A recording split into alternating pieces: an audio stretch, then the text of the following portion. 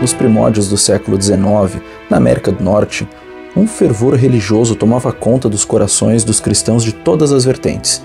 Eles acreditavam piamente que o reino de Deus estava prestes a se estabelecer na Terra por meio de um milênio de paz estabelecido pela humanidade.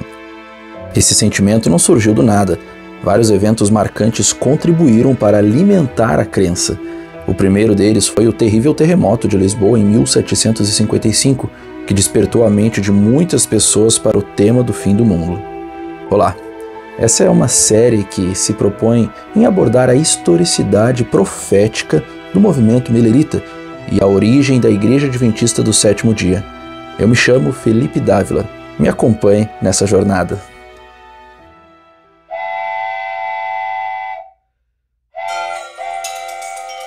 A Revolução Industrial e as inovações tecnológicas científicas nunca antes vistas também impressionaram as nossas mentes e as mentes no contexto da época e curiosas, mas foi a Revolução Francesa nos anos de 1790 que teve um impacto mais profundo na imaginação das pessoas.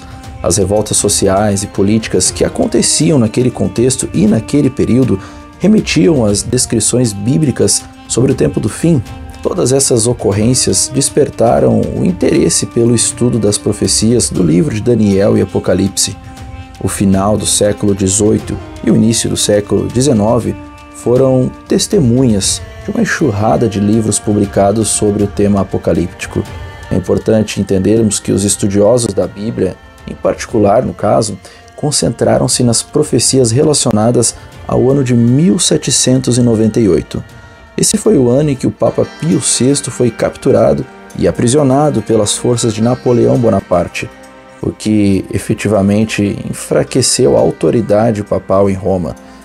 Para eles, esse evento representava o cumprimento da ferida mortal mencionada lá no livro de Apocalipse, capítulo 13, versículo 3, e dos períodos de 1260 dias-anos descritos em Daniel 7,25 e Apocalipse 12,6.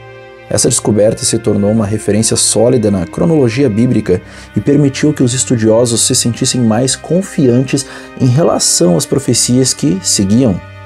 A profecia de Daniel 12,4 também chamou a atenção.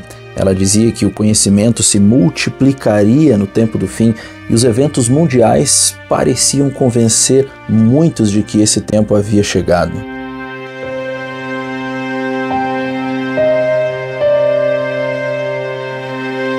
Por esse tempo existiu uma febre que haveria um milênio de paz e prosperidade na Terra antes da volta de Jesus. Essa febre varria os Estados Unidos no início do século XIX. Acreditava-se que esse milênio seria um período de 1000 anos de paz na Terra, alcançado por meio de reformas sociais, progresso nacional e busca de perfeição pessoal.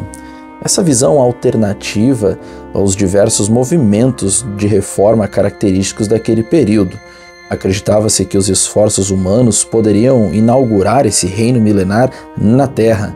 Esse fervor religioso ocorreu durante o Segundo Grande Avivamento, um período de intensa revivência religiosa nos Estados Unidos da América. É importante entendermos que muitos se afastaram do deísmo e se aproximaram do cristianismo evangélico. Esse avivamento alimentou ainda mais o interesse no tema do milênio e as suas implicações, obviamente, proféticas.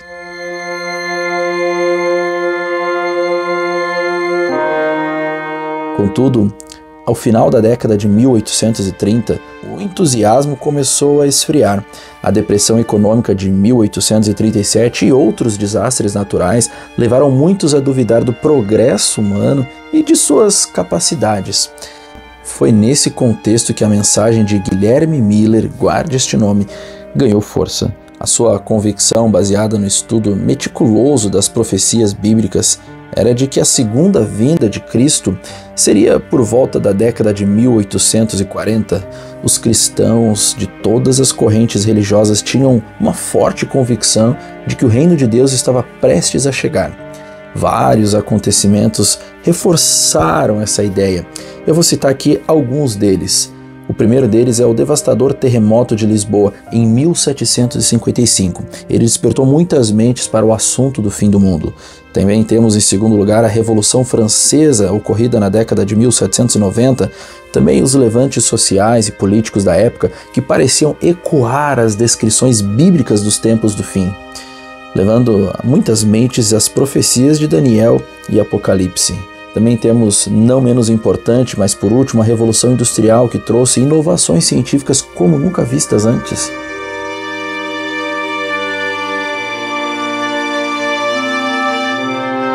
Essa ocorrência singular proporcionou uma referência concreta na cronologia de Daniel e Apocalipse, permitindo que alguns desses estudiosos se situassem com uma maior confiança nos desdobramentos proféticos que se seguiram.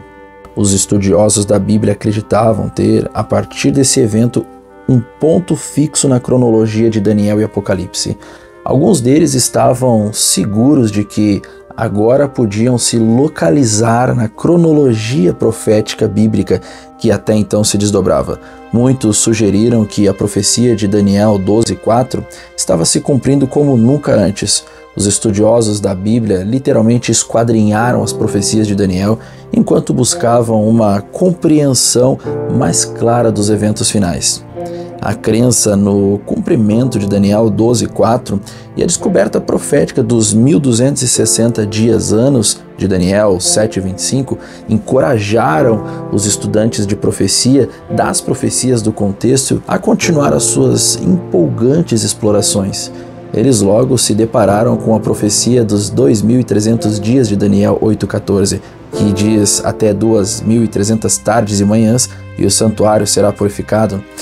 Leroy Frum, o historiador da Universidade de Andrews, registrou que entre 1800 e 1844, mais de 65 indivíduos em 4 continentes anteciparam que a profecia de 2300 dias-anos, seria cumprida por algum momento entre 1843 e 1847.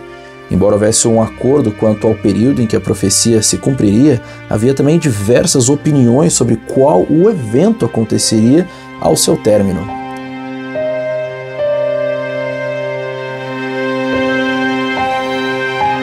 A origem do movimento Millerita coincidiu com o maior reavivamento religioso da América do Norte. Conhecido como o Segundo Grande Avivamento, esse período transformou os Estados Unidos da América em um país cristão, ainda mais cristão do que já era, e influenciou muitos, incluindo Guilherme Miller. O crescimento do cristianismo evangélico naquela época tornou o tema do milênio ainda mais atraente para os movimentos de reforma. Entretanto, no fim da década de 1830, o entusiasmo reavivalista começou a esfriar. Aquela depressão econômica de 1837 e os seus efeitos continuados até o início da década de 1840 minaram o otimismo em relação ao esforço humano para inaugurar o tal milênio de paz na Terra antes da volta de Jesus. Muitos passaram a desconfiar do progresso humano devido aos desastres naturais e à queda acentuada dos preços agrícolas e essa crise econômica ocorrida no contexto. E nesse mesmo contexto turbulento, a mensagem de Miller de que Jesus voltaria fisicamente por volta da década de 1840 ganhou adeptos.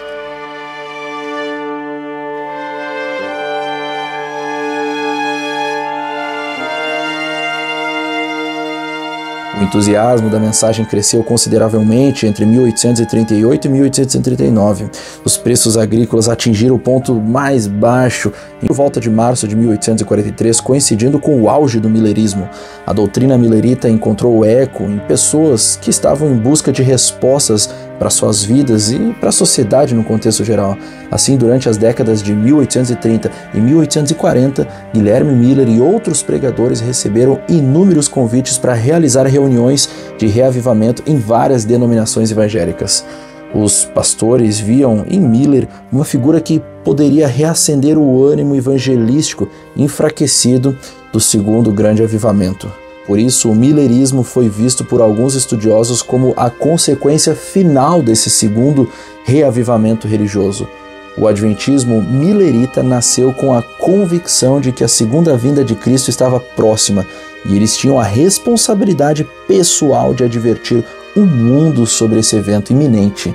As demonstrações contextuais e matemáticas do estudo das profecias aumentaram essa responsabilidade, os impulsionando a pregar incansavelmente sobre a chegada de Cristo.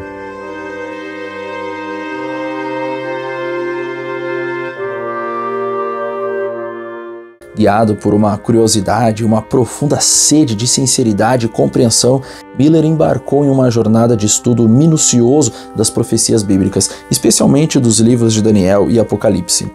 Incansável, ele buscava desvendar os mistérios do mundo e compreender o futuro e os sinais que, segundo as suas interpretações, apontavam para a segunda vinda de Cristo.